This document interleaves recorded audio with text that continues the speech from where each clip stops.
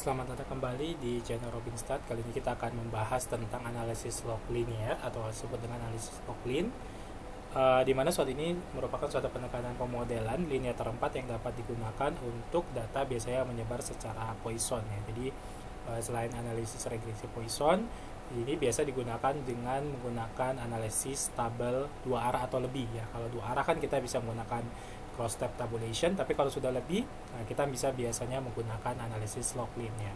Misalkan kita melihat bagaimana hubungan antara pemakaian marijuana, pemakaian rokok dan alkohol, di mana kalau orang mengkonsumsi salah satu dari sini, biasa kecenderungan juga akan mengkonsumsi yang lainnya ya. Akan lebih mudah ya kalau orang sudah masuk rokok, kemungkinan suka alkohol, tapi tidak harus, tapi kemungkinan dia akan cenderung lebih tinggi peluangnya. Seperti itu. Nah, kita langsung saja ke Jamovi-nya ya, Jamovi. Nah, kita di sini coba ambil dulu datanya, kita buat yang baru ya. Kita ambil datanya, Jamovi yang baru.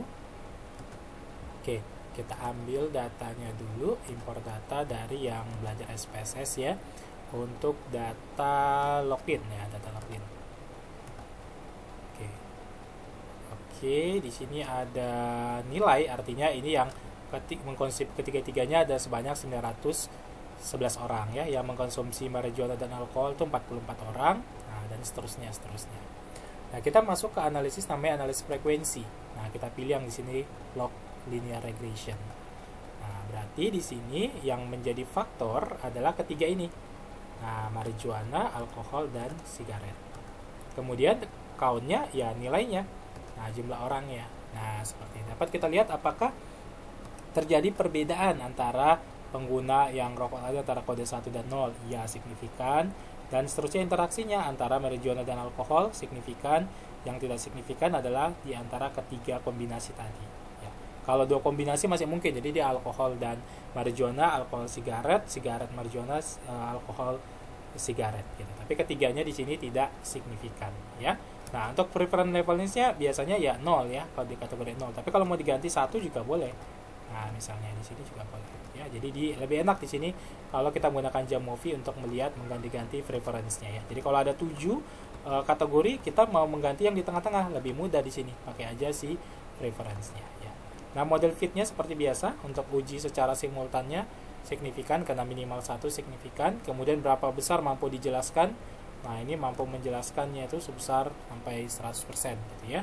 Mampu menjelaskan fenomena ini secara 100% ya. Kemudian model koefisiennya, kalau kita lihat di sini bisa menggunakan estimate atau menggunakan odds ya, rate ratio ya. Jadi sekian kalinya ya. Jadi kalau orang di sini bisa kita lihat untuk E ini adalah nilainya adalah E berpangkat ini. Gitu.